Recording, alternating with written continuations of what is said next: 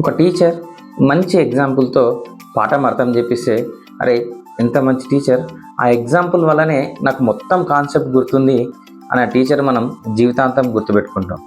అదేవిధంగా భారతదేశంలో ఉన్నటువంటి ఎంతోమంది ఆచార్యులు, ఋషులు, మునులు వాళ్ళు కాన్సెప్చువల్ అండర్స్టాండింగ్ కింద ఉదాహరణలతోటి మనకు అర్థం చెప్పించారు. కానీ మనం ఆ ఉదాహరణలు, ఎగ్జాంపుల్స్ గుర్తుపెట్టుకొని కాన్సెప్ట్ని మర్చిపోయినాం.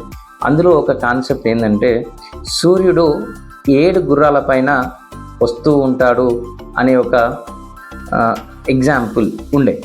అయితే నిజంగా సూర్యుడు 7 గుర్రాల మీద వస్తాడా మరి అంటే, ఇంద్రధనస్సులో 7 రంగులు ఉంటాయి, కానీ అవి ఇంద్రధనస్సులో ఉంటాయా? కాదు. అవి కాంతి లోపల ఉంటాయి. అంటే సన్లైట్, సూర్యుని కాంతి లోపల 7 రంగులు ఉంటాయి. ఈ 7 రంగుల ఆధారంగానే సూర్యుడు 7 గుర్రాల పైన వచ్చేవాడు అని ఒక సింబాలిక్గా చెప్పేవాళ్ళు.